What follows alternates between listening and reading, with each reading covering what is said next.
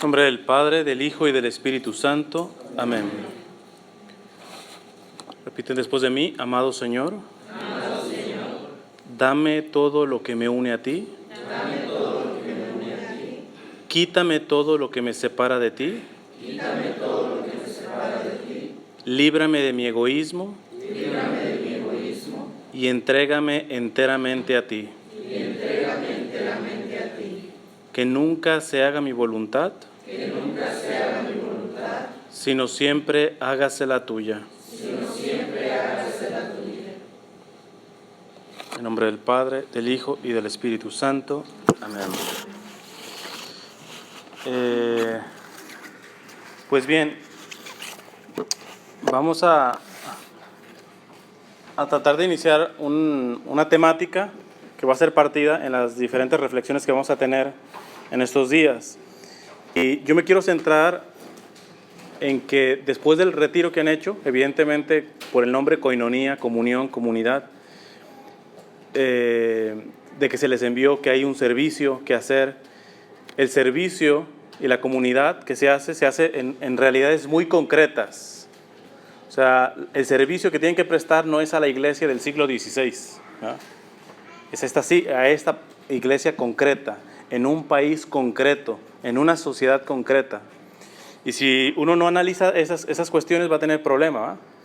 De idealizar ciertas cosas que serían lo óptimo, pero en este momento no es posible. Tenemos que empezar por un paso más abajo. O hay cosas que pueden ser pesimistas, no, ya estamos muy mal, etcétera, y no caminar. Y las dos cosas afectan a la comunidad y al servicio. Donde yo estoy actualmente, en Los Ángeles, hay un museo muy grande, se llama el Getty.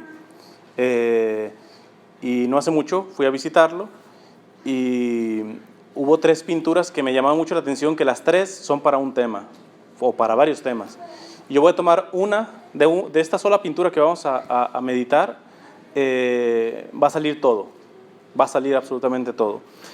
Y entonces, por eso necesitaba el proyector. Igual se alcanza a ver algo, ya si en la siguiente vez podemos hacerlo más amplio, sería hasta mucho mejor, porque necesitamos meternos en detalles. Primero voy a dar el background, el fondo de esta pintura.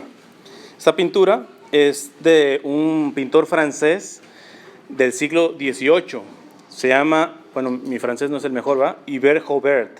Se escribe Hubert con H, Hubert, Robert, como Roberto, pero sin la última O. Y esta pintura la hizo él en 1760. A él le decían Hubert de Ruin, que significa Roberto el de las ruinas. Ahorita van a ver por qué. Él sobrevivió milagrosamente a ser ejecutado por la Revolución Francesa. Una revolución, pues vamos a decir, la revolución con mayúsculas, desafortunadamente para mal en muchísimas cosas, yo diría en la mayoría, no es el tema, pero vaya, fue una revolución en donde ahí se inventó la guillotina, y él se libró de la guillotina porque terminaron matando a otro prisionero. Ahí lo pusieron preso, y a otro prisionero en el lugar de él fue el que lo mataron. Y muere por una apoplejía, que significa es un fallo cerebrovascular, y muere en el siglo XVIII. Ahora, ese es el pintor. ¿Qué reflexión vamos a hacer primero? Vamos a hacer reflexiones a partir de toda la pintura, de detalles de la pintura, y ahí automáticamente vamos a dejarlo en cosas concretas de nuestra fe. Hay frases que yo les motivo a que los que traen con qué escribir, porque repito, si uno no se acostumbra a escribir, esto en una semana se les olvida completamente. Y ese es el problema, que después uno no vive la fe porque no la tiene en la cabeza. O sea, en la medida que uno escribe, es en la medida que uno aprende, porque no deja la enseñanza solamente aquí, sino que después se puede ir al Santísimo y darle vueltas a esto. Y así va trabajando Dios, ¿verdad? Entonces, para los que traigan con qué apuntar, apunten esta frase que va a ser una primera reflexión y ahorita la voy a desarrollar con más detalle. Si no hacemos un diagnóstico, de nuestras ruinas, si no hacemos un diagnóstico de nuestras ruinas, no podremos ser reparados por el Maestro. Repito, la primera enseñanza que nos va a dar esta pintura es: si no hacemos un buen diagnóstico de nuestras ruinas, no podremos ser reparados por el Maestro. Esa es la primera enseñanza. Última vez, la repito para los que están apuntando. La primera enseñanza que nos va a dar esta pintura es que si no hacemos un buen diagnóstico de nuestras ruinas, no podremos ser reparados por el Maestro. Ahora, les estoy hablando de ruinas y les estoy hablando de que inclusive al pintor le pusieron Robert, el de las ruinas. ¿Ustedes pueden ver detalles de ruinas ahí? ¿Saben lo que es la ruina, no? Las ruinas. Sí. Ok. Entonces, ¿ustedes ven algún detalle de ruina ahí? Primero, ¿qué es? Una caverna. Pero descríbame, ¿qué es esto blanco? Una persona. ¿Una persona? Como un monje. Es un monje, ok. Orando. Ahí está un libro, puede ser la Biblia, ya después lo vamos a ver qué puede ser. ¿Qué más hay? Hay una calavera. ¿Qué más? Un rosario. Es como un tipo, un altar, Y- ¿no? Que tiene una cueva, ¿no? Un altar. ¿En qué condición está el altar? Pues de ruinas. Ok, hay una ruina. Ok. Vamos a decir que las ruinas nos habla de algo malo, de algo que se destruyó. Entonces, el signo de destrucción que pueden ver ahí, ¿qué es? La calavera. La calavera, hay algunos que dicen la calavera es signo de destrucción. De la piedra. En la piedra, el altar. O sea, son dos cosas. Lo demás, ahí hay, por ejemplo, hay unas plantitas. Vamos a decir que solamente son dos cosas malas entre muchas buenas, ¿no? Ok, vamos a entrar un poquito más.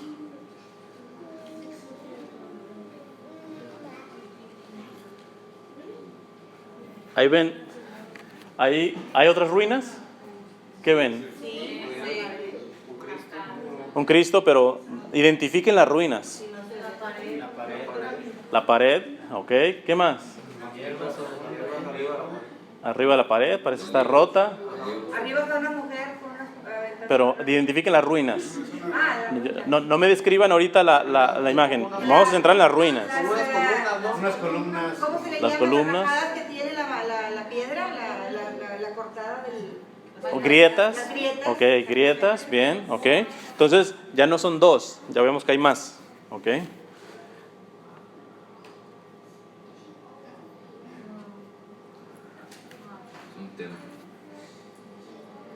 Vamos a poner así. Ok. ¿Hay más ruinas? Sí. ¿Qué más? El piso, la madera, la puerta. Ok. Ok, han identificado ya algunas. ¿Por qué puse primero una imagen o una toma más centrada? ¿Cuál es la primera enseñanza que les dije? Que tenía que ser... Que la ruina no puede arreglar el maestro. Ok, si no se hace un buen diagnóstico de las ruinas, imagínate, si solamente en la primera toma que yo les hice, yo les dijera, ok, pídanle algo al Señor que repare algo. ¿Qué le hubieran pedido? Pues repara la piedra del altar. Hay alguien que dice también que la calavera sería una ruina. Vamos a ver más, ya será en la segunda charla, mañana. Pero conforme se va ampliando, ya podemos decir, no, esto no solamente se arregla la piedra, ¿eh? O sea, hay tantas cosas que están en ruina, que ya si tú le dices al Señor, Señor, hay ruinas, ayúdame, Él te va a decir, ¿cuáles? Ah, pues bueno, ya creo que tienes una mayor perspectiva cuando se abre completa, ¿verdad? Entonces, la primera cosa que nos enseña esto es que si no hacemos un buen diagnóstico, y un buen diagnóstico es abre la toma. En el retiro, de alguna manera, al menos en los temas que yo les di, intenté que ustedes hicieran un diagnóstico a nivel interior, personal. Pero ya ahora ustedes fueron formados de alguna manera, ya fueron enviados, ya tienen que comprometerse y repito nuevamente, su compromiso, su servicio, su comunidad, su fe tiene que vivir y ser puesta en una sociedad muy concreta. Entonces ahora vamos a ver qué diagnóstico tiene la sociedad en la que nos tocó vivir. ¿Cuál es el diagnóstico que tenemos actualmente, no solamente en los Estados Unidos, sino prácticamente en todo el mundo? Porque a diferencia de siglos pasados, ahora nosotros tenemos lo que le llamamos la globalización. Seguramente han escuchado esta frase, que es a nivel económico, ¿verdad? Aunque se puede aplicar para muchos, pero a nivel económico se dice, si a Estados Unidos le da gripa, a México le da pulmonía, o a Latinoamérica le da pulmonía. Eso nos habla de la globalización. Ya los países no pueden hacer o dejar de hacer sin afectar directa o indirectamente a otros lugares. Y así están, no solamente económicamente, moralmente. ¿Hay diferencias entre la cultura mexicana y la cultura china? Pues muchísima. Sin embargo, en los dos ya está, por ejemplo, aprobado el aborto. Porque alguien puede decir, no, es que los cambios legales se hacen de acuerdo a la cultura. Dos culturas tan distintas, en Estados Unidos, en Europa, tantas culturas, pero nos estamos poniendo de acuerdo, por ejemplo, en ciertas cosas a nivel moral, no solamente económico. Por lo tanto, si en lo que nos estamos poniendo de acuerdo en todos los países no es constructivo, sino destructivo, pues ya podemos situarnos en dónde nos va a tocar servir, en qué tipo de sociedad nos va a tocar servir. Porque no nos podemos poner idealistas. El único peligro que tienen los retiros es de que como tú estás todo encerradito, el Santísimo, tiempo libre y te puedes ir a visitar el Santísimo, servidito de la comida, ni siquiera cocinaron la mayoría, y eso puede ser una burbuja que está con la finalidad de que no te distraigas. Pero ¿así se vive la fe afuera? No. Hay otra realidad completamente diferente y nos tenemos que quedar con lo esencial del retiro y aplicarlo en la realidad concreta. Entonces, primera cosa, si no hacemos un buen diagnóstico de nuestras ruinas, no podremos ser reparados por el Maestro. ¿Por qué hago? La primera reflexión que vamos a hacer es con la toma abierta. Dios mediante, mañana entraremos en los detallitos de la pintura. En la toma abierta, el artista, Robert, mediante el contraste de las pequeñas figuras, ven las figuritas chiquitas, y las grandes columnas, quiere enfatizar de que la ruina es grande y grave. En la primera toma, pues estaba nada más el fraile, pero ahora, si acaso lo ven. ¿Qué es el fraile delante de toda la ruina? Pues nada. El artista, por eso ya ahora entienden por qué le decían Robert el de las ruinas, a él le encantaba pintar ruinas de templos, no solamente católicos, sino ruinas de los griegos, de todo. Y evidentemente pintar ruinas es abrir la imagen. No te puedes quedar nada más como en el florerito roto, no todo. Entonces, lo que él quiere decir siempre cuando pintaba así era de que la ruina era lo que más sobresalía. Lo importante aquí, artísticamente hablando, espiritualmente vamos a ver que es diferente, pero artísticamente hablando, lo importante no es ni el monje, ni las mujeres estas, ni el Cristo, el cráneo muy apenas se ve, que lo vieron ustedes. Lo importante es, si ustedes le pudieran poner un título, tendría que ver con la ruina, ¿no? Con la ruina. Entonces, ¿qué con esto? Si vamos a hacer un diagnóstico de en qué sociedad nos va a tocar servir, hay una cita bíblica que es Job, el libro de Job, capítulo 34, del 31 al 32. Nada más apúntenla, yo la digo y después ustedes pueden meditar sobre eso. ¿Qué dice Job, capítulo 34, versículos 31 y 32? Dice, ¿acaso le has dicho a Dios, me dejé engañar, no volveré a pecar, muéstrame las faltas que yo no veo, si he actuado mal, no lo volveré a hacer? Repito, ¿acaso le has dicho a Dios, me dejé engañar, no volveré a pecar, muéstrame las faltas que yo no veo, si he actuado mal, no lo volveré a hacer? Para hacer un buen diagnóstico hay que darse cuenta evidentemente de las faltas interiores personales, que eso ya de alguna manera lo hicieron en el retiro, pero nos toca decirle, y esto aprovechando que ustedes tienen una parroquia que tiene 24 horas al Santísimo, y a veces dice, pues está todo en silencio, ¿qué hago? ¿Qué no hago? Breves oraciones como estas son las que le tendremos que repetir día y noche al Señor, como la de muéstrame las faltas que yo no veo. Sería muy diferente si nosotros comenzáramos a orar, por ejemplo, delante del Santísimo, y esto le dijéramos a nivel personal, porque todavía nos faltan muchas faltas que nosotros no hemos visto de nosotros mismos, pero de las faltas de la sociedad. No para juzgarla, no para condenarla, sino para saber en qué contexto yo voy a tener que anunciar el Evangelio y no ser ingenuo. Porque no da la misma servir en la primera toma que le hice, pues tú ves un monje y tú dices, me va a tocar servir a ese monje, pues mira, si acaso le arreglo el altarcito, me acomodo. No, pero ya ve la fotografía completa, pero aún así completa, muchos, por muchas cuestiones, sobre todo por heridas personales, por vida de pecado, por tantas cosas, uno no identifica las verdaderas faltas ni siquiera afuera. No identifica, por ejemplo, la iglesia, a veces yo hago este ejercicio, les digo, ¿la iglesia acepta los métodos artificiales de anticoncepción, sí o no? La mayoría dicen no. Y yo digo, dame las razones por las que la iglesia no los acepta. Y la mayoría no sabe contestar. Puede medio asumir, no necesariamente mata. Hay unos anticonceptivos que son abortivos, pero hay bases. Y entonces como católicos creemos ciertas cosas, pero no sabemos por qué. Inclusive a nivel litúrgico que les decía, nosotros vemos cómo el Padre le pone una gotita de agua al vino, y la mayoría cuando preguntan no sabían, y eso lo estamos viendo cada misa. Entonces muchas cosas las entendemos, pero no sabemos el por qué. La primera cosa que tenemos que entender para hacer un diagnóstico de en qué mundo nos está tocando vivir es tener la humildad de decir al Señor, muéstrame las faltas que yo no veo, personales y de afuera, muéstrame. Si no se lo pedimos y tú dices, no, es que esto es asunto de Dios, pues si es asunto de Dios, pues ya me dará lo que yo necesito. No, a Dios no se le hacen favores, Me decía un sacerdote que daba dirección espiritual a otros sacerdotes, y él dice, mira, todos los sacerdotes que tienen crisis en su sacerdocio o que han dejado, dice, pueden ser muchas las razones, puede ser una mujer, puede ser una enfermedad, puede ser varias cosas, dice, pero en todos los que tienen crisis y han dejado el sacerdocio, yo identifico una cosa, dice, se olvidaron de pedirle al Señor la gracia de la perseverancia. Se creyeron que le estaban haciendo el favorcito a Dios. No, yo ya le di toda mi vida, pues ahora lo demás le toca a Dios. Si quiere que sea virtuoso, pues ya me lo mandará. No.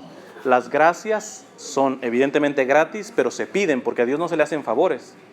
Yo quiero servir en este mundo, pues ya Dios me dará luz para poder entender en qué tipo de mundo me toca servir. ¿Se lo pides? No, es que a él le toca, pues a él le conviene. Tienes la mentalidad de que a Dios le estás haciendo favores. Y eso no te va a ayudar. Muéstrame las faltas que yo no veo. San Juan de Ávila decía una cosa interesante con esto de que uno está medio ciego a veces. Él decía, oh pecado, ¿por qué nunca nos has de decir en qué vamos a terminar? Oh pecado, ¿por qué nunca nos has de decir en qué vamos a terminar? El pecado nunca te llega avisando las consecuencias, Si uno viera las consecuencias, o sea, nuestra visión tiene que ser trascendente, no nomás de aquí y ahora. Si yo veo la cerveza nada más, tú dices, pues nada, pero el problema está en que tienes heridas que te va a provocar quizá un alcoholismo, o sea, no, para ti, en tu caso, no va a ser una, sino 2, 3, 4. Tú cuando ves la cerveza, ves en el futuro la cruda, ves un problema en el hígado, ves todo eso, no, ni se te viene a la cabeza. Entonces, cuando uno le está diciendo, muéstrame, significa dame trascendencia, que no me quede aquí y ahora. Un ejemplo ya a nivel social. Yo estaba en una parroquia en la Florida todavía cuando se reeligió a Obama. Y muchos de esa parroquia votaron por Obama. Y tocamos el aspecto de Obama, un abortista. ¿Y cuál fue el pretexto? Bueno, pero es que tampoco nos va a obligar a abortar. No nos está obligando. Yo estoy votando porque va a beneficiar a la economía y nos va a ayudar a los pobres y nos va a dar la reforma migratoria y todo ese tipo de cosas. Pero lo primero es la vida. Porque todo lo que proponga un político tiene que partir del respeto a la vida. Oye, ¿de qué le sirve a un muerto una reforma migratoria? O que le vaya bien la economía. ¿Y qué es el aborto? El asesinato de los propios ciudadanos de ese país. Por eso la primera cuestión para votar tiene que ser el derecho a la vida, porque todo lo demás que propongan los políticos aplica a la vida. Entonces decían, sí, pero al final yo no voy a abortar. Tonto, estás viendo de aquí a acá, no estás viendo en trascendencia. Primero es, aborte el que quiera, mañana será obligatorio. Lo estamos viendo, en China no se puede tener más de un hijo, en ciertos pueblitos pueden tener hasta 2. Ya ha habido abortos inclusive forzosos. O sea, mañana, pero podían llegar a eso sin antes empezar con aborto el que quiera. No estamos obligando al que quiera. La miopía que nosotros tenemos, la reducción de la visión, del discernimiento, no nos hace ver lo que realmente se viene después. Y Jesús le dice realmente a los cristianos, sean mansos como palomas, pero astutos como serpiente. Ser servidor del Señor no es ser un tarado, un tonto, un buenecito. No, pues vamos a hacer el bien. No, hazlo en un mundo que cada vez le pertenece más a Satanás. Y Satanás es astuto, tanto que el mismo Jesús dice que los hijos de las tinieblas son más astutos que los hijos de la luz. ¿Te crees que vas a servir bien si no tienes una visión más trascendente, más para allá? ¿Y esa te viene por tus ganas? No, si no es una gracia de Dios, Dios es el que te da la capacidad de ver más allá en esta realidad que nos va a tocar servir y vivir. Entonces, vamos a entrar al diagnóstico propiamente, viendo esta parte. Hay una destrucción, hay ruinas. La primera ruina que yo quiero hacer como una comparación, una analogía, y que me parece es la fundamental, es la crisis de fe. La primera ruina se llama crisis de fe, o ruina de fe si quieren ponerla. Ruina de fe. Esta ruina de fe se expresa de muchas formas.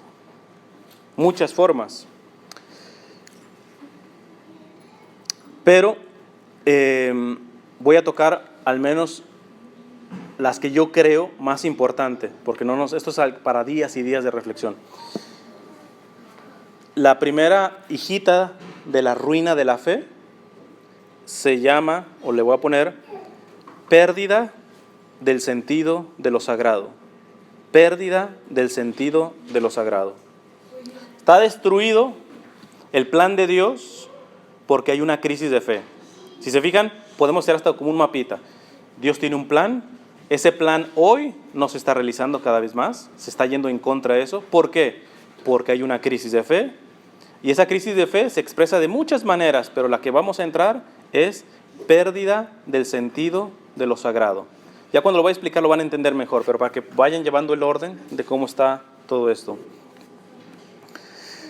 Cuando tú ves un templo, esto no es un circo, esto no es una casa, esto no es un palacio de gobernación, esto es un templo.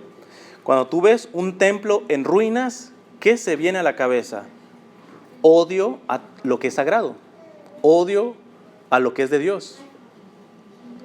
¿Tú crees que el que dejó así el templo amaba a Dios, le interesaba lo sagrado?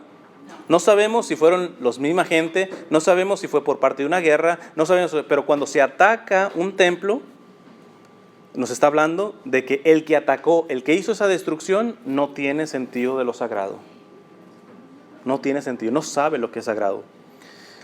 Y en esto, o inclusive, no tiene sentido lo sagrado o lo deforma lo sagrado, porque esa es otra cosa que vamos a ver ahorita, que a veces hay ataques a lo sagrado, a lo de Dios muy directos, y hay otros que son deformaditos, que te la pintan así, te la ponen en una buena envoltura, pero es un ataque a la fe, ¿no? Pero vamos a ver esto. En esto del ataque a lo sagrado, vamos a tomar varias posturas, pero voy a partir de una frase del Papa Benedicto XVI. Él dijo, en el trato que le damos a la liturgia, se decide el destino de la fe y de la iglesia. En el trato que le damos a la liturgia, se decide el destino de la fe y de la iglesia. ¿Qué es la liturgia? La liturgia es el culto público a Dios por la iglesia, en nombre de la iglesia y con la iglesia. O sea, la iglesia y el culto a Dios son cosas inseparables. No es simplemente un culto, no es un rito. Es un culto que hace la iglesia en nombre de la iglesia, como iglesia, por la iglesia. Y esto va a ser muy importante para ver las dos dimensiones de la liturgia, porque a veces uno cree que la liturgia es pues nada más el rito del Padre, así en la misa, etcétera. No, esto tiene muchas más implicaciones que un poco expliqué algunas en el retiro, pero aquí vamos a ir un poco más a fondo.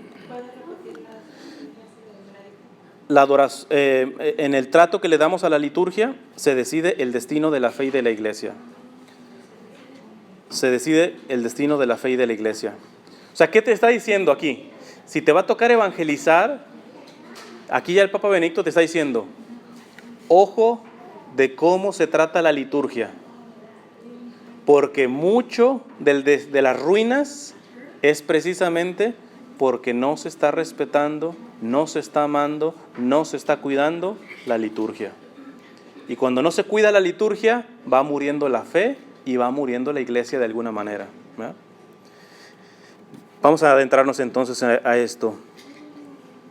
La liturgia nos remite, nos manda, nos envía, nos apunta a la adoración que le debemos a Dios y a la veneración que brota de dicha adoración. Esto es importante. Cuando hablamos de la liturgia, si de la liturgia va a depender la fe y la iglesia, pues vamos a ver qué es lo importante en la liturgia. Lo importante en la liturgia son dos cosas. La adoración que le debemos a Dios, se la debemos. No es un favor que le hacemos, ¿eh? Con Dios estamos en deuda. Y segundo, la veneración, ya lo explicaré, que brota de adorar a Dios. Si hay ruinas en la liturgia es porque no se está adorando a Dios y porque no está la veneración que sale desde la adoración a Dios. Ahora lo vamos a poner en ejemplo. Toda esta parte es un poquito complicada. Ya ahorita que me pongan los ejemplos va a ser mucho más sencillo. Vamos a la adoración que debemos a Dios. Está en crisis la liturgia. ¿Por qué está en crisis? Porque no se está adorando a Dios y no se está venerando como fruto de esa adoración. Vamos a la adoración que le debemos a Dios. Y voy a partir de una cita bíblica. Hebreos, la carta a los Hebreos, capítulo 13, versículo 15. Dice así, Hebreos 13, capítulo 13, versículo 15. Dice así, por medio de Él, ¿de quién? De Cristo. Por medio de Él, es decir, de Cristo, ofrezcamos sin cesar a Dios un sacrificio de alabanza, es decir, el fruto de los labios que confiesan su nombre. Por medio de Él, por medio de Cristo, se adora a Dios. Primero porque Cristo es Dios. Por medio de Él. ¿Qué es adorar a Dios? Pues es centrarse en ¿quién? En Cristo. Si la adoración, la alabanza va a Dios por medio de Cristo, la clave para que estemos entendiendo que estamos adorando a Dios significa que el centro es Cristo y que es por medio de Él. Ahora, nosotros no somos protestantes. Ellos alaban y adoran a Dios simplemente de forma como espiritual, con cantos, con oraciones, porque creen en una presencia espiritual de Jesús. Nosotros, que fue prácticamente lo que se vio en el retiro, sabemos que Jesús no solamente está de forma espiritual, sino de forma real. ¿En dónde? En la Eucaristía. Por lo tanto, si queremos ver cómo estamos a nivel de fe, por ejemplo, la salud de su parroquia, si quieren, ya habla muy bien que tengan una capilla de 24 horas de adoración perpetua. Pero la pregunta es, ¿los parroquianos están adorando? ¿Están dando tiempo para adorar la presencia de Cristo eucarística? Porque si no, somos parte del problema. Toda esta ruina es porque no se está adorando a Dios. porque no se sabe el sentido de lo sagrado. Tú y yo no vamos a ser los que destrozamos esto, pero sí fomentamos un ambiente para que otros lo destrocen. ¿Por qué? Porque nosotros no somos adoradores. Creemos en Cristo de manera intelectual, pero no le adoramos. Hay que preguntarnos cuánto tiempo pasamos. Yo sé que hay muchas cosas que hacer en el día, pero por eso les digo, si ustedes tienen una parroquia de 24 horas abierta, esa capilla, yo les decía en el retiro a los muchachos, de verdad, no tenemos 2 minutitos para entrar, decirle, hola Señor, decirle, muéstrame lo malo que no veo, como estamos mencionando. ¿Qué te gasta? Ni un minuto te gastas en decir una frase así y te vas. En arrodillarte y hacer un acto de adoración, de verdad no tenemos 2 minutitos en el día para hacer eso. Entonces, ahí tenemos que ver que mucho del destrozo, imagínate que ahorita llegas a la parroquia, a tu parroquia, y de pronto ves que está todo roto, quebrado y todo eso. Quizá, si tú la quieres, hasta lloras al verla así.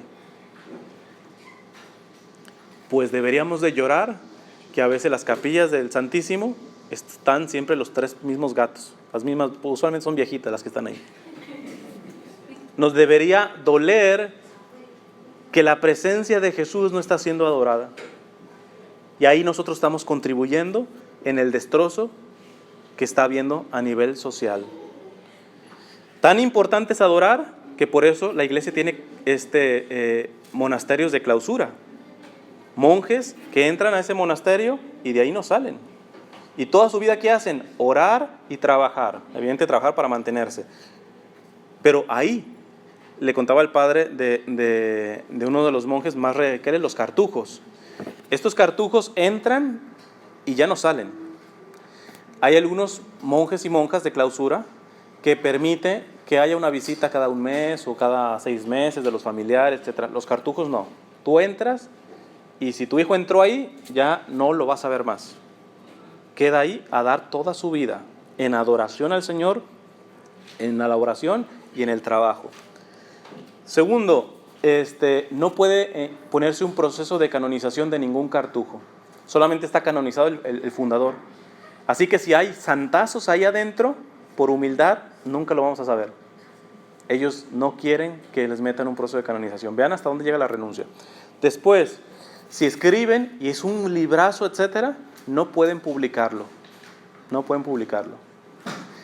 Cuando mueren, no lo meten en una caja, en un féretro. Así, nomás en su hábito, abren el hoyo y lo meten tal cual así, lo cierran y le ponen una cruz sin nombre. Y de todo eso, ninguno de ustedes les va a dar las gracias. Y todo es un acto de adoración a Dios, que se consumieron ahí. Por ende, ya te puedes decir, el acto de adoración en sí mismo es el salario. Porque si tú estás esperando ir al Santísimo mientras sientas bonito, mientras te están viendo, mira qué devoto está yendo tanto al Santísimo, mientras tú tengas algún tipo de condiciones, evidentemente estarás ahí, pero no estarás adorando.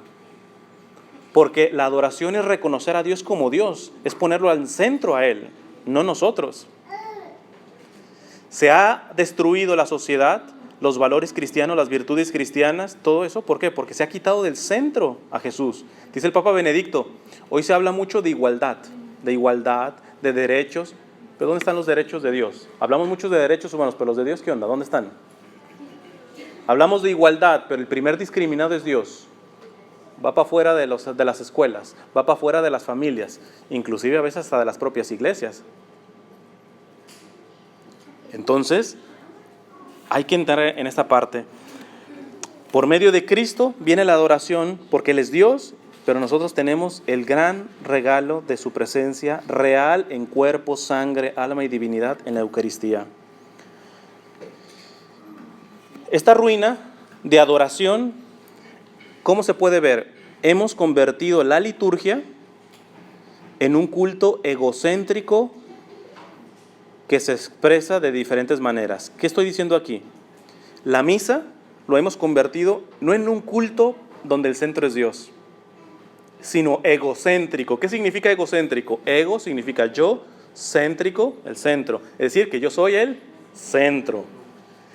Las misas, cuando las misas, el centro es la gente, mis sentimientos, mis gustos, ¿a quién hacemos para un lado? Al mismo Cristo, que es el centro de la liturgia. Y esto ha afectado en la vivencia de la fe. Por eso tenemos una crisis de fe, porque ya en las misas no es el centro Jesús, no es el centro el altar. El centro es o el coro, o tus sentimientos, o tus gustos, o si el padre predica bonito, no predica bonito, otra cosa, pero no Jesús. No Jesús. Y eso evidentemente trae consecuencias.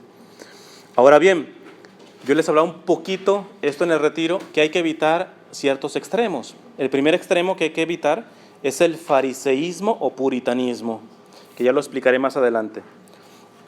Pero la segunda que tenemos que evitar a la hora de adorar a Dios, en la liturgia, en la misa, en la presencia real de su cuerpo, sangre y alma y divinidad, es la profanación voluntaria e involuntaria. La ofensa a Dios voluntaria o involuntaria. ¿De qué manera se puede ofender voluntaria o involuntaria? Primero les digo, un templo en ruinas, les recuerdo otra vez, es signo de que alguien odia lo que es de Dios o que alguien deforma lo que es de Dios. Entonces, esta profanación, este abuso, esta ofensa voluntaria o involuntaria a las cosas de Dios, vamos a entrar, y ahora sí ya empiezan los ejemplitos y vamos a entender mejor.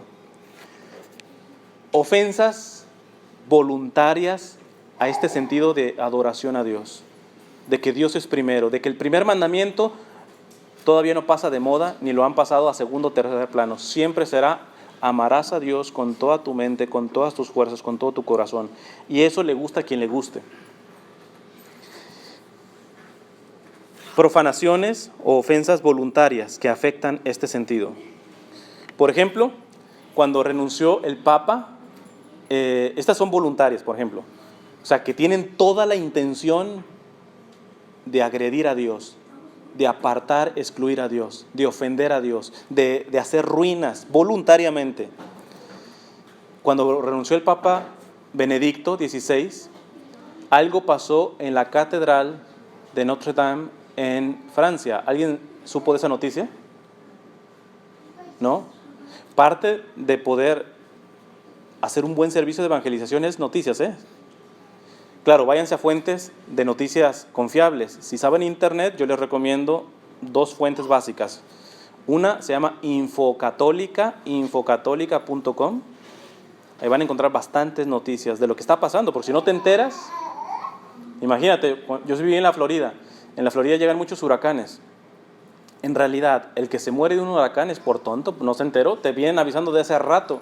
Ahora estoy en California, ahí son los temblores. Ahí creo que no se pueden predecir con más de 5 minutos, o sea que ahí es más bien estar preparado. Pero el que se muere por un huracán es porque simplemente nos informa. Tiene apagado todas las fuentes de información. Entonces selecciona. Yo no les recomiendo noticieros, punto.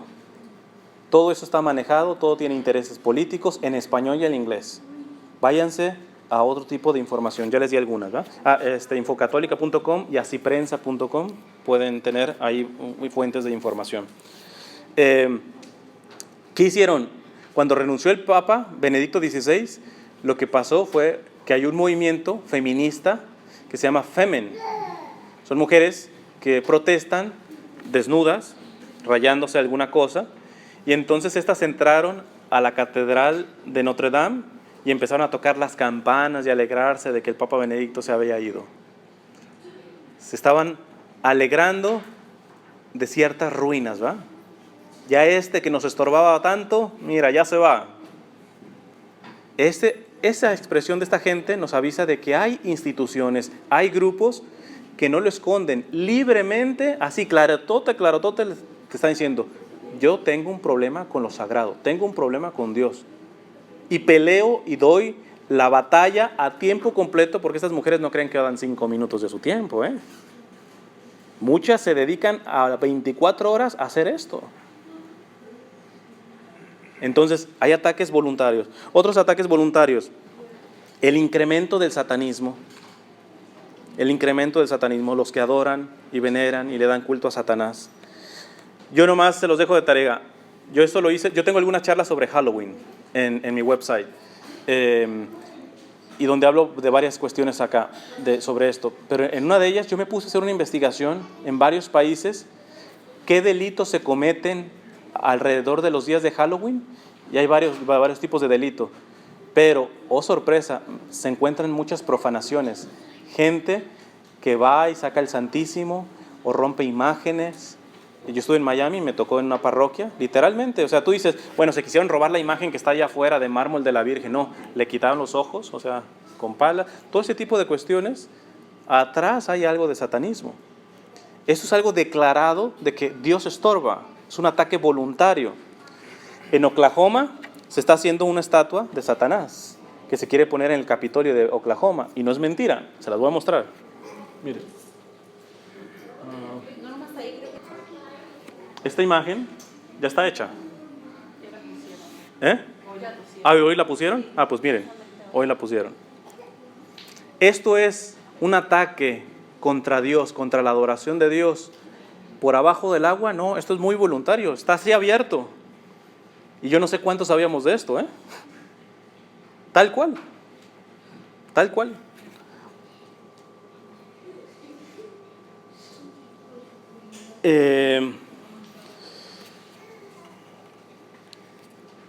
Ataques voluntarios o involuntarios. Ahorita esta charla estoy haciendo un diagnóstico, porque cuando ya nos metamos en la aplicación, entonces ahora sí vamos a meter nuestro servicio en este entorno, ya cambia la visión, ¿no? Porque no es simplemente tener ganas de servir. Mire, apréndanse una cosa, la buena voluntad no alcanza. Eso les tiene que quedar siempre en la cabeza, la buena voluntad no alcanza.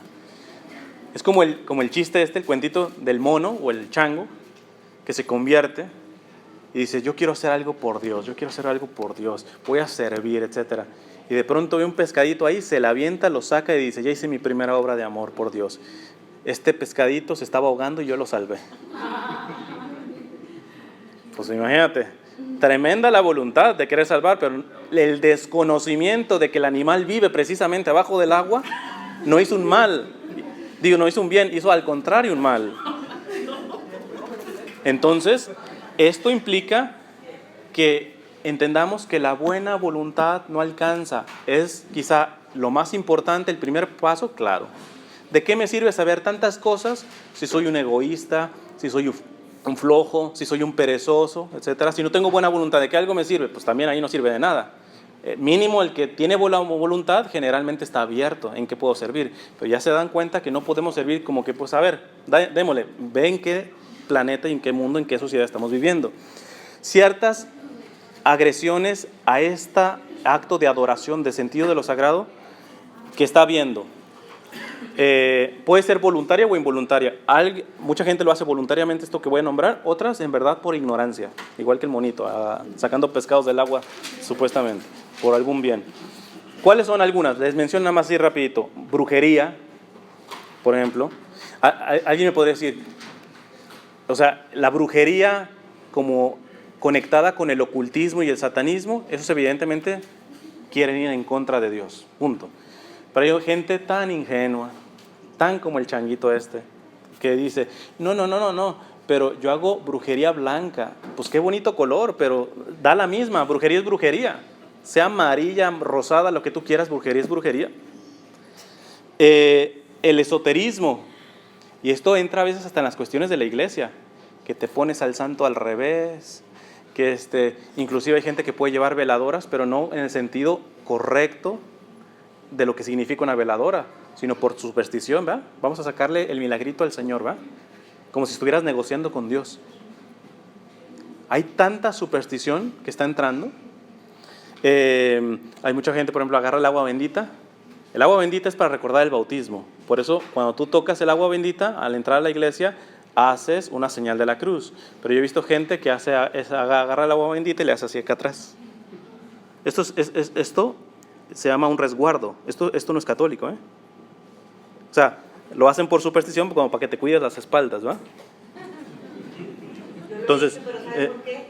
Qué bueno que ya. yo no sabía, porque con un dolor que padezco aquí, Ya. entonces yo no sabía. Pero volvemos a lo mismo. Bueno, este es un tema muy largo, pero los aspectos de los sacramentales, de hecho, los sacramentales es el agua bendita, un crucifijo, todo este tipo de cosas son sacramentales. Tienen su conexión, se llaman de hecho sacramentales porque tienen su conexión a los sacramentos. El rosario, hay gente que es muy rezandera del rosario.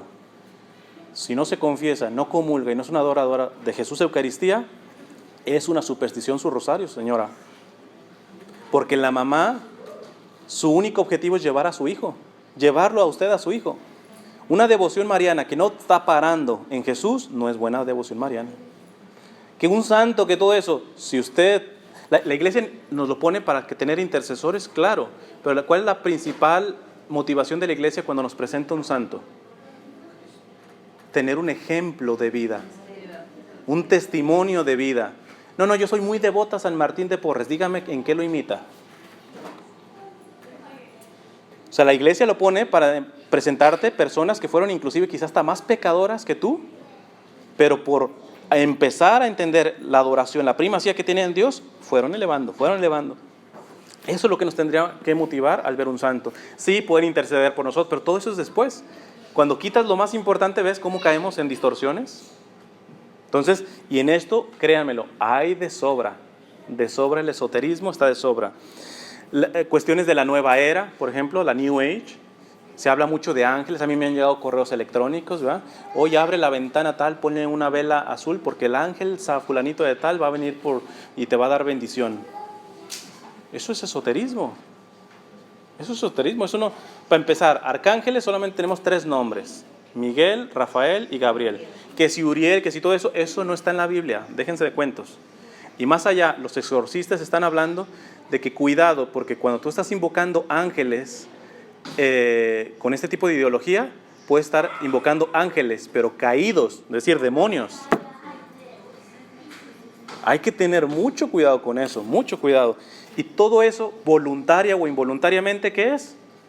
Quítate para un lado, Dios. ¿Ah? Hazte para un lado. Hay gente que hace yoga. No, pero la estoy haciendo como deporte. La yoga y la iglesia ha tenido documentos en donde muestra que no tienen nada que ver con el cristianismo, nada. Pero lo hago con deporte, así lo hagas por lo que quieras. No hay una conexión, no es una práctica cristiana.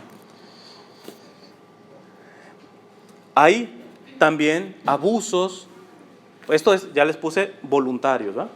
Pero hay cosas que quitan a Dios o deforman la fe en Dios de manera involuntaria, generalmente. ¿Cuáles son algunos? Los abusos litúrgicos, que es decir, tomar la misa como un espectáculo. Ese es un abuso que está muy presente ahora en nuestras iglesias. Misa igual a espectáculo. No es cierto. ¿No es cierto? Volvemos. ¿Qué te motiva a ir a misa? Un encuentro con el Señor, ofrendarte con el Señor, adorarle, o como veamos en el retiro, simplemente llevar tu lista de peticiones. ¿Qué es lo que te mueve? Cuando no te mueve Jesús y que es el centro, estás convirtiendo la misa en un espectáculo. Porque es para tu conveniencia, para tu gusto. Si habla bonito o no el padre, si canta bien el coro. Yo les ponía el ejemplo. Miren, a un culto protestante quítenle un buen predicador y un buen ministerio de música, se les acabó el culto. En la iglesia católica, en una Eucaristía, quítale el coro, cante feo el coro o no haya coro, el padre hable bonito, no hable bonito, tiene el mismo valor, porque la presencia de Jesús se hace ahí presente por la transubstanciación. Pero eso es lo que te motiva a ir a misa. Cuando tú piensas en misa, ¿piensas en Jesús? ¿Se te viene el nombre de Jesús? ¿Adorar a mi Señor? Si no, entonces somos parte del problema en esto. ¿Y cómo dice estos abusos litúrgicos? Voy a mencionar algunas cosas que dice el Papa Benedicto XVI. Esto lo dijo como cardenal. Dice, este tipo de atracción dura mucho, el de una liturgia como espectáculo, en el mercado de las ofertas de tiempo libre que siempre incorpora formas de lo religioso para incitar la curiosidad del público, es imposible hacer la competencia. Este tipo de atracción dura poco, bueno, se los explico con palabras más sencillas. Dice, cuando estamos motivados a que la misa le guste a la gente, la estamos primero convirtiendo en una atracción. Y además, de paso, eso va a durar poco. ¿Por qué? Porque las demás cosas del mundo sí están buscando ser atractivos a la gente. Voy a poner un ejemplo. Hay muchas parroquias, espero no sé si en la suya, no estoy haciendo críticas aquí en general, ¿no? Aquí estoy hablando en general. Puede haber, a veces dicen, bueno, esta misa vamos a dedicarla a los niños y ponen títeres. He visto parroquias que hacen títeres y le explican el evangelio y ponen así todo el stand en frente del altar. Y tú dices, pues se llena esa misa, si vieras cómo se llena esa misa. El próximo fin de semana, el domingo, viene el circo que trae los monitos preferidos de tu niño o de tu niña. Pregúntale, ¿quieres ir a misa o al circo? ¿Qué va a decir? Al circo. Es lo que está haciendo el Papa Benedicto. Cuando convertimos la iglesia en un espectáculo, ¿en qué le gusta a la gente? Afuera siempre habrá cosas más atractivas. Siempre habrá más atractivas. O sea, creemos que estamos haciendo algo bueno, por eso digo que es involuntario. No es que esto lo hacemos para atraer más gente. Esa gente, si está viniendo por las cosas que no son lo importante y no viene por Jesús, mañana viene el partido de fútbol, mañana el circo, mañana hay mucha competencia afuera. Ahora dime, ¿en qué otra parte vas a encontrar la presencia real de Jesús en la Eucaristía? ¿En dónde más la vas a encontrar? Si eso es lo que te importa, cuando llega el domingo o cada día, tú dices, ¿para dónde voy? No te queda más que para misa. Porque has entendido que es lo importante. Dice el Papa Benedicto, ciertamente en la historia del posconcilio, después del Concilio Vaticano, la Constitución sobre la liturgia, un librito que se sacó hablando sobre esto de la liturgia, la misa, no fue comprendida a partir de este fundamental primado de la adoración. ¿Qué dice? Fue un concilio que habló de varias cosas, pero pues habló acerca de la misa. Fue entonces cuando la misa comenzó a ser en la lengua vernácula. Antes se sabían que eran puro latín, se hicieron varios cambios. Pero muchos abusaron de esto y el Papa está diciendo, se les olvidó la esencia, la adoración. De hecho, no sé si ustedes han escuchado, el altar ya no le llamamos altar, le llamamos la mesa de los hermanos. Y sí es cierta mesa porque es una cena, estrictamente hablando, vamos a llamarlo así. Pero antes de ser mesa es altar. Y en un altar, ¿qué se pasa? Se sacrifica. Ahí hay una víctima y es el Señor. Entonces, dice, se les olvidó interpretar estos documentos de la iglesia entendiendo qué es lo más importante, la adoración. Sino más bien, dice, lo interpretaron como un libro de recetas sobre lo que podemos hacer con la liturgia. Entonces, ¿qué dices? Dice, ¿se puede hacer esto en la misa o no se puede hacer en la misa? Tengo otra idea, ¿podemos hacer esto o no podemos hacer eso? Dice el Papa Benedicto, ¿ven? Hemos convertido en un libro de recetas la misa. ¿Qué se puede hacer? ¿Qué no se puede hacer? No estamos preguntando por la adoración. Decía el Papa Benedicto que la iglesia no tiene que ser atractiva, tiene que ser transparente. Si las misas son bien celebradas, por sí solas atraen poco a poco. Yo les ponía el ejemplo ayer. La cena judía, los que participaron por primera vez, yo les decía, ¿a poco no cuando entraron así con la luz baja, las velas, todo el ambiente te motivaba a un aspecto de respeto? Te metió en otro nivel. Y yo hacía la pregunta, cuando vas a misa, ¿pasa lo mismo? Porque en esa cena judía el pan quedó en pan y el vino quedó en vino. Si tú entras a tu parroquia y no hay un clima que te motive a eso, tú mismo no vas preparado a ese recogimiento para adorar al Señor, algo está fallando, ¿eh? Dice el Papa Benedicto, mientras tanto los creadores sobre cómo pueden hacer la liturgia sea cada vez más atractiva, comunicativa, de forma que la gente participe cada vez más activamente, no han tenido en cuenta que en realidad la liturgia se hace para Dios y no para nosotros mismos. La misa, el importante es Dios y no es un menú de lo que te gusta o lo que no te gusta. Tiene que ver con nosotros, pero en la medida de que tú te olvidas y te unes a Dios en esa comunión. Entonces ahí tú participas. Y termina diciendo, sin embargo, cuanto más la hacemos para nosotros mismos, tanto menos atractiva resulta, porque todos perciben claramente que se ha perdido lo esencial. Quizá lo podemos percibir así. Te la quieren hacer más entretenida y poco a poco, cuando tú vas creciendo en la fe, cada vez menos atractiva se te hace, cuando no se está llevando bien. ¿Pero por qué? Porque si ya te estás convirtiendo en una persona de oración, si te estás convirtiendo en un adorador, ya empieza a identificar, algo no está bien aquí. Ahora, les decía, toca ir con antorchas a quemar la oficina del párroco. ¿Por qué se hacen las cosas? No, eso no se trata. No se trata. Se trata de comenzar uno, poniendo el ejemplo. No les puedo hablar mucho porque ya no me queda casi tiempo, pero en una parroquia en la que estuve, que se hacía pésimas las cosas en liturgia, una vez, pues yo estaba hasta mero atrás, y yo suelo tener siempre, cuando estoy de pie, siempre tener las manos así. Ya les expliqué en el retiro lo que significa. En muchos momentos yo cierro mis ojos precisamente para recoger el espíritu y estar concentrado en lo importante.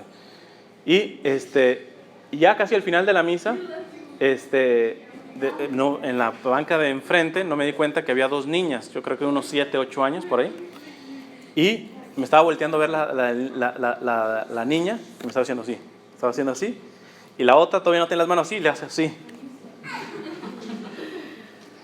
O sea, yo no entré a misa para que me vieran estas niñas, pero simplemente la posición corporal, cuando tú ves una persona que está en profundo respeto, en profunda adoración, no fingiendo, porque hay gente que mucho junta las manitas simplemente para aparentar que santo, qué bueno, ¿eh? No, las posiciones, dice el Papa Benedicto, tienen que reflejar lo que está pasando adentro.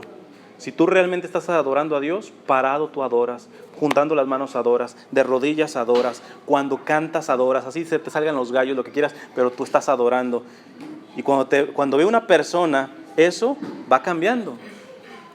En una parroquia en California que sí se hace bien la liturgia, una vez una señora, hay muchos asiáticos ahí, llevó a un monje budista, ni cristiano, budistas, eran 2 monjes budistas, y sentaron al lado, bueno, relativamente al lado mío, y esa misa era de rito extraordinario, es lo que llaman en latín, como las antiguas, y en esas misas de latín te la pasas casi el 70% hincado, arrodillado.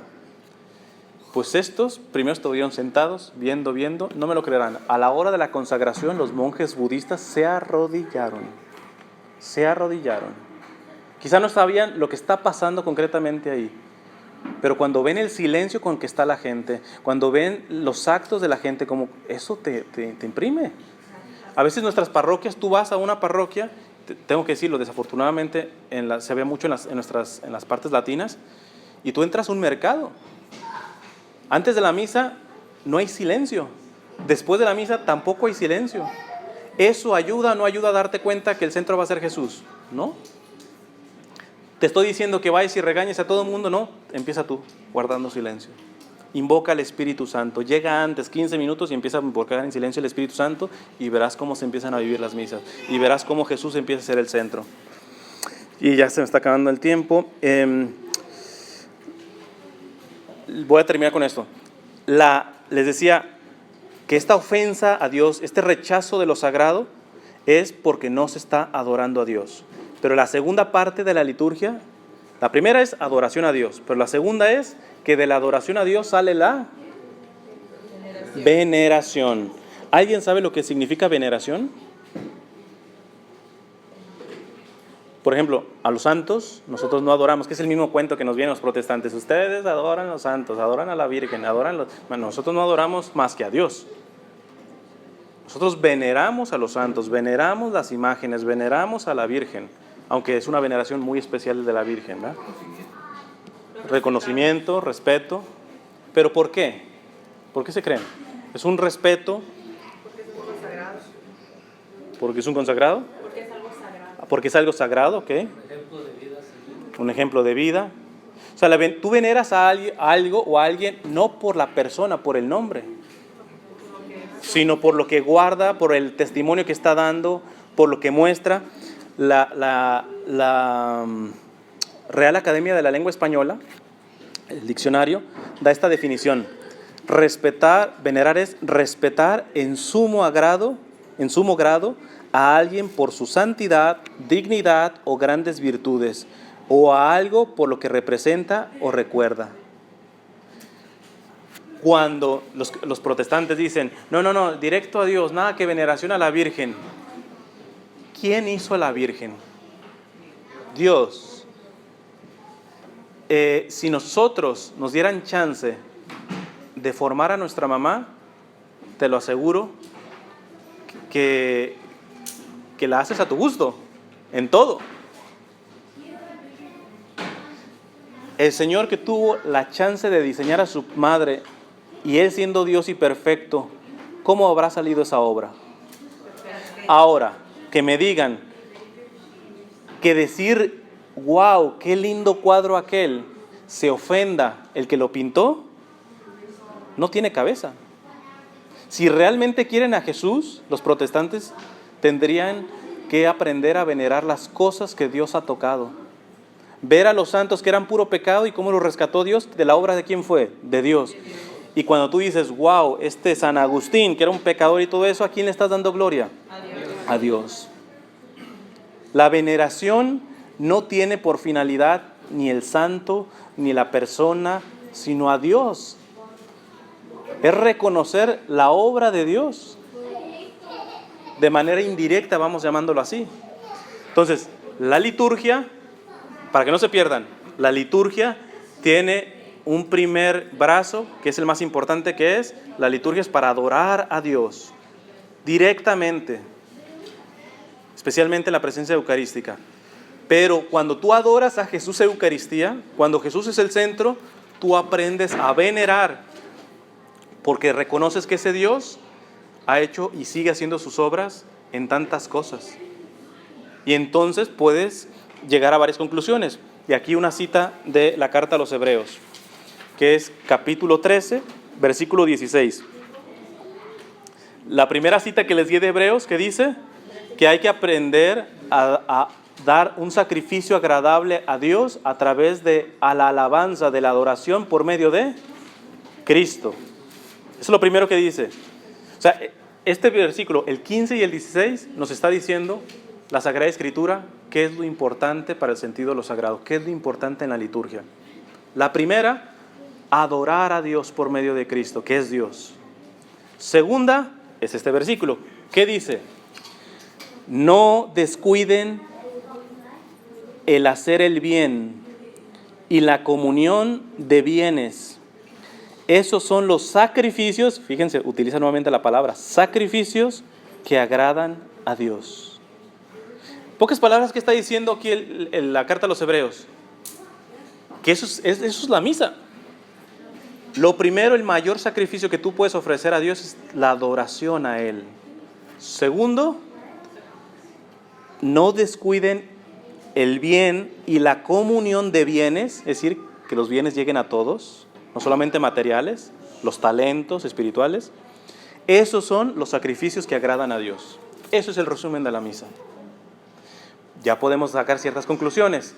Alguien que dice que muy adorador de Dios, etc. Es más, voy a poner un ejemplito. Ahí donde estoy, yo traté de buscar una parroquia que tuviera una capilla de adoración perpetua. Y no. Conozco una, la parroquia esta a la que les digo que hacen muy bien las cosas y que van los budistas, pero me queda como media hora. No, más de media hora, casi 40 minutos. Entonces no siempre puedo ir. Y para poder hacer mi adoración al Santísimo diaria, mi momento de adoración, cuando no se puede, pues lo hago en privado, pero siempre que puedan hacer oración delante del Santísimo, no da la misma que hacerla en un cuarto solo. Y busqué, y más o menos a 15 minutos estaba una parroquia que tiene una capilla de semi-perpetua. Cierran a las 12, pero ya es ganancia. Puedo llegar a 11 de la noche, 10 de la noche, etc. Y abren como a las 7 de la mañana. Y parece que una de las que lidera ahí el ministerio, de pronto una vez yo estaba así y estaba un chinito, y el chinito tosiendo y tosiendo, y se levanta así enojada y abre la puerta y dice, estos virus van a estar aquí. El chinito se quedó callado. Ya. Yo también tengo una tos crónica. Para decirles, ese desplante me lo ha hecho cantidad de veces. Ya cuando me ve, ella se va saliendo. Pregunta, ya, y no termina el testimonio. Esa es la actitud que tiene. pero ustedes la vieran cuando se sale. Va y besa el sagrario y se queda así contemplando al Santísimo y ahí se sale. Ahí no hay conexión. Esta se quedó solamente con el primer brazo de la liturgia. Mucho Jesús es mi centro, pero se está engañando, eso es una caricatura. Porque si tú adoras a Jesús en la Eucaristía y no tienes capacidad de venerarlo en el hermano, tu adoración es genuina. Yo no la he corregido, la podría corregir, yo no la he corregido porque a mí se me venía a la cabeza, posiblemente ella tiene alguna enfermedad infecciosa, alguna cosa y está así toda asustada de que no vaya a ser que mi tos o el chinito la vaya a infectar. Quiero pensar bien de eso, ¿no? Por eso no le he corregido, no le he dicho, pero ganas no me han dado de... ¿Por qué? Porque ella, que es la cabeza de ciertas horas ahí de la capilla del Santísimo, mucha adoración al Señor, pero se le olvida después el fruto de la adoración a Dios, que es la veneración en los hermanos. Entonces no hay que olvidar de eso. El Padre bien lo decía la otra vez. O sea, la misa no se termina. Cuando tú vas y se termina el rito, la liturgia como tal, la misa continúa en el testimonio. Decía un cardenal que estuvo preso 13 años. 9 de esos 13 los vivió en una celda totalmente aislada. No vio a un solo hombre, nada. Y él le pidió a su comunidad que le mandaran un poco de vino y un poco de pan. Y le pusieran que era como una medicina para el estómago. Y él ponía 2 gotitas del vino, una migajita y una gotita de agua. Para hacer lo que les expliqué ya. Y consagraba así, por 9 años, así consagró este mártir. Y bueno, mártir, en pocas palabras, bueno, ya falleció, no lo mataron, ¿verdad? Después lo exiliaron a Roma. Pero este sacerdote, este obispo, que ha tenido una experiencia de este tipo, llegó a decir esta frase. Ojo, dice... si tú adoras y comulgas el cuerpo del Señor, que te quede claro que posiblemente tú seas la única comunión que puedan comulgar los que no creen en Él. Porque la comunión te va cristificando, te va haciendo semejante a Cristo. Cuando tú vas a tu trabajo y tu jefe es ateo, etcétera, o de otras religiones, etcétera, quizá la única comunión que ellos vayan a poder hacer es el servicio, el testimonio que tú puedas dar a raíz de que tú te has alimentado de Jesús. Tú te conviertes en una comunión, en una hostia, literalmente. Los padres de la iglesia de los primeros siglos decían que cuando alguien comulgaba, tú te podrías poner a arrodillarte al lado de él, porque es un sagrario ahí. Cuando tú pasas delante de un sagrario, tú haces una genuflexión o te arrodillas. Alguien que ha comulgado es un sagrario viviente. Viviente. Entonces, no podemos separar la adoración de Dios, que es lo más importante, sin que esto implique comunión, comunidad, venerar a los demás. Tipos de veneración, así ya nada más rapidito, para que te des en cuenta. Esto automáticamente te va a salir. Si te conviertes en un adorador verdadero, vas a ver la presencia de Dios en los santos, en los ángeles, en los sacramentales, en los sacramentos, que esa es la veneración que hasta el momento conocemos. Pero si la veneración es reconocer algo valioso, la presencia de Dios en algo, ¿qué veneraciones no se están haciendo y están ocasionando este tipo de ruinas? Por ejemplo, la vida. La vida es un don de Dios. Por lo tanto, hay que venerar la vida desde la concepción hasta su muerte natural. Hoy, las leyes de nuestros países permiten acabar esa vida a las tantas semanas. Hay ciertos estados de aquí de Estados Unidos en donde puede estar la eutanasia. Ya estás viejito, etcétera, pues mira, para que no sufras, o estamos gastando mucho en el abuelo, etcétera, pues hay que aventarle una inyeccioncita. Ese es un acto contrario de veneración. ¿Por qué? Porque no ven el rostro de Dios, ni en el feto que está en el vientre de esa madre, ni en el viejito inútil, entre comillas, que quieres matar. ¿Ven? Y este es el planeta en que estamos viviendo, porque esas son reglas, yo no me las estoy inventando. Esas las tenemos aquí. También toca venerar a Dios en el que sufre. Jesús dijo que muchos no entrarán al cielo porque tuve hambre y no me diste de comer, tuve sed y no me diste de beber, estuve desnudo y no me vestiste, etcétera, etcétera, etcétera. Por lo tanto, cuando 3/4 de la población, 3/4 de la población mundial vive en pobreza, ¿será que estamos venerando la obra de Dios en nuestros seres queridos, en los que sufren? ¿No? Nos estamos acostumbrando a que esa sea la realidad. Hoy el plato de comida que tú te aventaste, 3 personas no lo tuvieron ni lo van a tener en el día. ¿Eres consciente mínimo de eso? Porque cuando empiezas a salir de ti mismo, ya la misa cambia, inclusive las peticiones cambian. ¿Con qué cara tú vas a decir, Señor, dame de comer? Y no te acuerdas de que 3 de tus hermanos ni siquiera comida tienen. Si pides para comer para ti, lo dejas como petición secundaria, empiezas a pedir por los otros, te olvidas de ti mismo. Empieza a cambiar la cosa, empieza a cambiar la cosa. 2 últimas cosas donde no se está venerando la presencia de Dios y está generando estas ruinas. Una, que es el sacramento que más se le parece a la Eucaristía. Yo se los dije en el retiro. No, el matrimonio. El matrimonio es el sacramento que más se parece a la Eucaristía. ¿Por qué? Porque en el matrimonio se hacen una sola carne. Todo lo del esposo es de la esposa y todo lo de la esposa es del esposo. Cuando tú vas en la Eucaristía y empiezas a vivir la Eucaristía, ya no puedo explicar aquí lo del ofertorio y todo este tipo de cuestiones que dije la vez pasada, tú te haces uno con Él. O sea, el sacramento del matrimonio ahora mismo es un ataque frontal, descarado delante del matrimonio. Ya empezaban, porque en el mes pasado la Corte Suprema de este país redefinió como Dios, y ahora el ser humano es el que dice que es bueno, que es malo, que es hombre, que es mujer. Ahora, nosotros seres humanos decimos que matrimonio no es solamente hombre y mujer, son 2 hombres, 2 mujeres, no se les agarraron mañana 5, 4, 2 con perrito, 2, vamos a hacer un desbarajuste. ¿De quién es la verdad? De nosotros que somos, de unos políticos que se creen Dios, pocas palabras. Y esto va a tener implicaciones en la educación. Y esto fue todo programado, porque antes de que se diera esto, ¿qué pasó? Teníamos casi el 60% de los matrimonios en divorcio, heterosexuales, de un hombre y una mujer. Hace poco salió una carta que le escribió Lucía, una de las videntes de Fátima, a un obispo. Y él dice, la Virgen me había mencionado que el último ataque de Satanás iba a ser contra el matrimonio y la familia. Y yo creo que sí, yo creo que sí. ¿Por qué? Destruye el matrimonio, destruye la familia, destruye la sociedad. Destruye la sociedad. Fíjate cómo ha sido todo poco a poco. Y en esta batalla, lo que más le estorba a Satanás son los niños. ¿Quién sale perjudicado en un aborto? Evidentemente la mujer sale con varios traumas, etc. Pero ¿quién es el asesinado? Un niño. ¿Quiénes sufren en un divorcio? Los niños.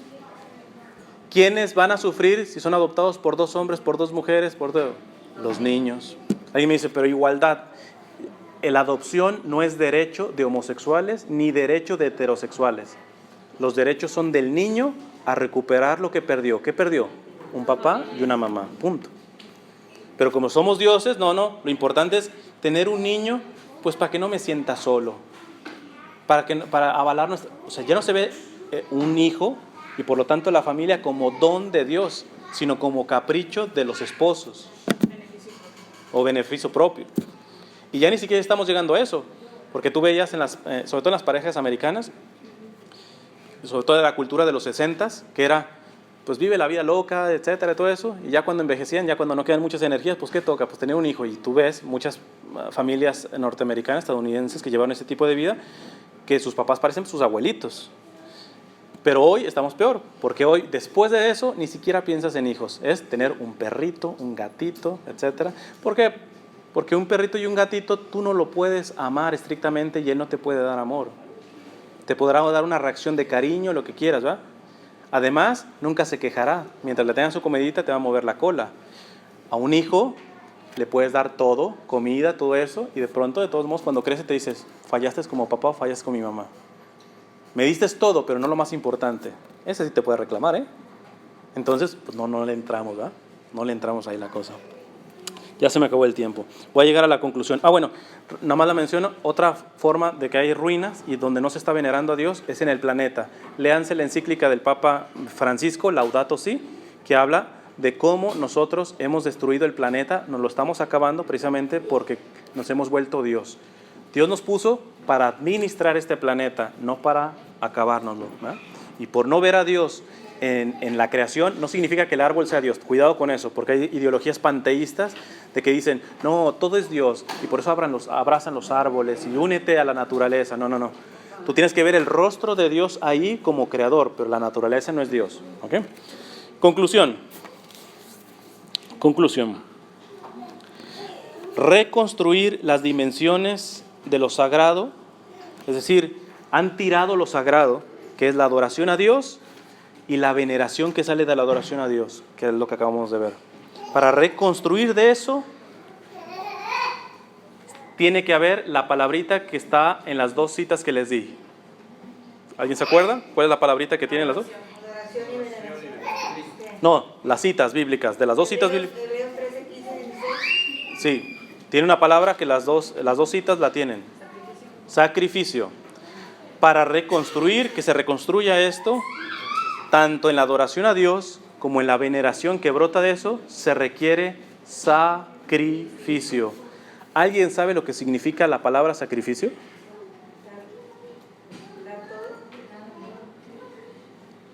Sacrificio viene de 2 palabras latinas. Sacrum, que significa sagrado, y facere, que significa hacer. El que hace un sacrificio está haciendo algo sagrado. ¿Qué se ha perdido? El sentido de lo sagrado. Por eso está la ruina aquí. ¿Cómo se recupera? Haciendo sacrificio. Por lo tanto, si tú esperas hacerte un adorador del Señor dando tus obras,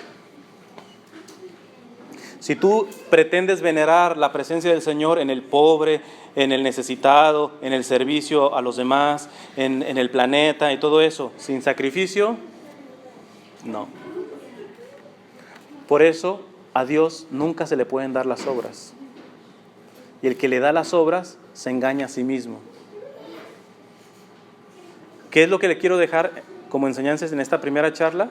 Es, dense cuenta que el paso que están dando es una obra monumental, porque hemos heredado un planeta, una iglesia, una sociedad en ruinas. ¿En ruinas por qué? Porque se ha olvidado el sentido de lo sagrado. ¿Qué es el sentido de lo sagrado? La adoración a Dios y la veneración que sale de esa adoración a Dios. ¿Cómo se restaura eso? Con sacrificio. Sacrificio, haciendo sagrado otra vez. ¿Qué sacrificios? Con eso termino. En la dimensión de la adoración a Dios, te vas a dar cuenta que cuando vas a misa, vas a tener que sacrificar tus gustos. Oye, pues es que a mí me gustaba que el coro, ¿no? El santo, una cumbia, vieras qué bonita. No son tus gustos, ya aprendiste. Y la música tiene que ser litúrgica. Que no me gusta, sacrifica tus gustos. Miren, cuando uno aprende a sacrificar en la misa, en las cosas que no entiende o que no le gustan, poco a poco Dios va purificando nuestros sentidos. Sería muy largo yo explicarles, por ejemplo, mi testimonio. En muchas cosas que no me gustaban, pero estaban bien hechas en la liturgia, pero no me gustaban, el hecho de sacrificar mis gustos, decir, yo no soy el centro, ahora me gustan. Dios te va purificando los gustos y vas entendiendo las cosas. Y en la dimensión de la veneración, ¿de qué manera? Pues como tiene que ver con el prójimo, les menciono nada más algunas. Por ejemplo, el Papa Francisco ha hablado de la necesidad, de la urgencia de vivir con simplicidad. No podemos vivir acaparando las cosas. Cuando vives con más simplicidad, cuando no estás tan preocupado por tener el carro de último modelo, etcétera, vas a tener más tiempo para cuidar tu matrimonio y tus hijos. Porque ¿de qué sirve tener tantas cosas, el mentado sueño americano? O como me decía una centroamericana en California, me decía, En Guatemala no teníamos ni para comer, pero estábamos unidos. Aquí ya tengo 3 restaurantes, yo estoy divorciada y con un hijo en la cárcel. En verdad, esos son nuestros ideales. A eso venimos a este país, a tirarle a eso. Haz el sacrificio de renunciar a eso y optar por lo mejor, aunque te digan loco. En el matrimonio, y estos son los 2 últimos ejemplos que pongo, en el caso del matrimonio, hay un empresario que está en proceso de beatificación, argentino, que él decía una cosa bien linda en el aspecto del matrimonio. Él decía, se llama Enrique Shaw, se escribe el apellido S-H-A-W, Enrique Shaw. Y él decía, he entendido, él hacía sus diarios, dice, he entendido que el matrimonio, ¿todos saben lo que es inmolar? Inmolar es lo que hicieron con el corderito, que no lo vieron, es decir, consumirlo, quemarlo, ¿verdad? Para que sea una ofrenda a Dios. Cuando llevan incienso, significa eso. Cuando se quema algo es para que llegue a Dios, como una ofrenda a Dios. Inmolarse es quemarse para llegar a Dios. Y dice Enrique Shaw, he entendido que el matrimonio no es inmolar al otro en tu propio altar, sino inmolarte en el altar del otro. El matrimonio no es que tu esposa se queme en tu altar para hacer ofrenda a Dios. No, tú te debes de quemar en el altar de ella. Tú eres el que tienes que desaparecer. La mayoría, por no decir todos los pleitos en el matrimonio, ¿cuál es? Cada quien defiende su rancho, ¿eh? Soy yo. No piensan en renunciar a sí mismos para darse al otro. Sacrificio. Y en el caso de las personas común, les dejo el ejemplo de un psicólogo de ahí de California, muy bueno, católico. Dice que una vez fue con un amigo que tiene un barco pesquero, pero esos que se meten días al mar, y tienen básicamente piscinas para meter todos los pescados que meten en todos esos días. Y este psicólogo le dice, oye, pero yo creo que ese pescado no está fresco. ¿Por qué no? Pues que aunque estén en una piscina, ¿te imaginas todos ahí apretados? Eso no va a estar fresco, por mucho que no estén muertos, estén vivos. Dice, no, es que yo meto un pescadito, creo que se llama manuzzeto. Dice que es como un tipo de piraña. Yo aviento unas 3 y todos andan como en las olimpiadas, arriba, para abajo, etcétera, pues para que no los muerda, ¿va? ¿Qué quiero decir con esto? Los defectos de los otros, las heridas de los otros, hagas de cuenta que son esas pirañas con las que te vas a tener que topar. Si tú crees que vas a servir con gente de iglesia y estás esperando que esos de la iglesia tengan su aureola y toda la cosa y que siempre te traten bien, te digan palabras bonitas y todo eso, se te olvidó, no estás siendo realista. Más al contrario, cuando veas defectos en la gente misma de la iglesia, son esas pirañas que te van a poner en condición, ¿eh? Te van a poner a saber nadar. O te sales, punto. O te dejas morder, o te sales de la piscina, o le empiezas a nadar y agarras condición. Y vas a terminar agradeciéndole a esas pirañas. No les digan pirañas, pero más o menos son eso, ¿ok? ¿Ok? Termino, entonces, las ruinas. Ahorita, si se fijan, todo está así como quizá más de uno se asustó. Porque la primera plática quería poner un diagnóstico en qué van a servir, en qué mundo les va a tocar servir. No podemos ser ingenuos. Pero en la segunda vamos a ver que entre en medio de esta ruina, la ruina nunca tiene la última palabra para el que tiene a Dios. Y aquí en esta foto, ¿quién tiene a Dios? El fraile. ¿Cómo es posible que entre ruinas a este se le ocurra orar? ¿Qué está pasando en un fraile que entre tanta porquería, entre tanta suciedad, entre tanta ruina, todavía reza? Eso lo vamos a ver en el segundo capítulo, ¿okay? Mañana lo vamos a ver, ¿okay? Bueno, vamos a dejarlo hasta ahí.